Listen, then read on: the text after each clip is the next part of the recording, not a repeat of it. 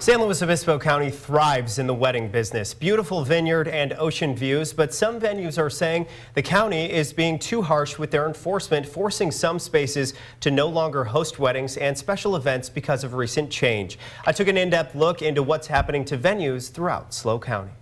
Makes you look at it in a whole different aspect, as whether or not you can afford to do the changes to continue operating. Tom Jesperson has co-managed Spanish Oaks Ranch with his wife Jamie Jesperson for more than a decade.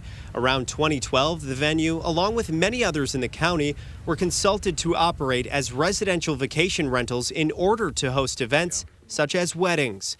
A venue needs to have a vacation rental in order to allow guests staying on the property to host private events without having a minor use permit from the county. Since 2018, San Luis Obispo County code enforcement officials have sent letters to 33 venues, including Spanish Oaks Ranch, stating that at least one complaint was filed against their venue regarding issues including hosting weddings and large events.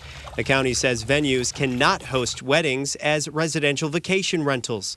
They would need a minor use permit to be compliant as commercial wedding spaces. Code enforcement, the only reason that these are coming across our desk is because we're receiving complaints, and health and safety is a huge issue for us. We want to see these venues to be also safe for the people that are attending, and that is a huge factor in us sending out these violation letters. The county says of the 33 venues that received letters, several have applied for and received a minor use permit, but 18 have stopped hosting events completely, including the Groves on 41 in Templeton. We're not a commercial operation. We're a private farm. We're allowing private events the way we were advised was allowable, and now I guess they've changed, and I don't know what's changed. I've stopped fighting. Karen Talent poured thousands of dollars into the makeup of her olive tree farm to be under the residential vacation rental umbrella. Operating under it since 2013, the Groves on 41 hosted more than 130 events, including 42 for nonprofit organizations. She received her letter in January of 2020 from the county and has since stopped hosting and taking reservations for events because of the price tag associated with the minor use permit and changes that would need to be made to comply as a commercial venue. Trade rules stick to farming. We don't like having our hands tied on our property.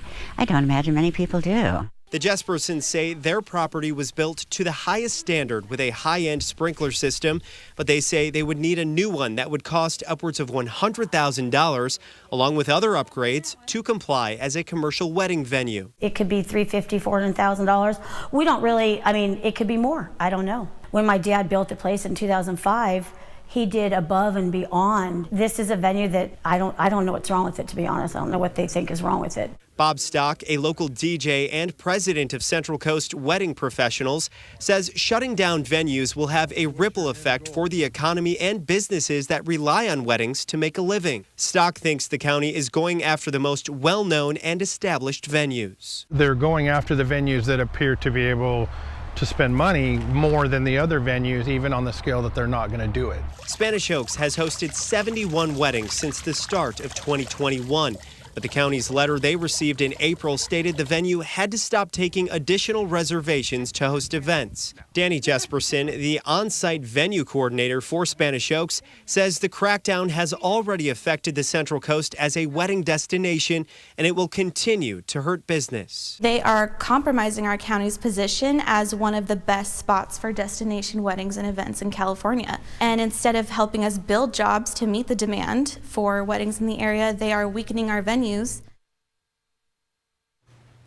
And I filed a public records request with the county to access the complaints filed against several venues earlier this week. I have not yet received those complaints. The Board of Supervisors will meet next Tuesday, December 6th at 9 a.m.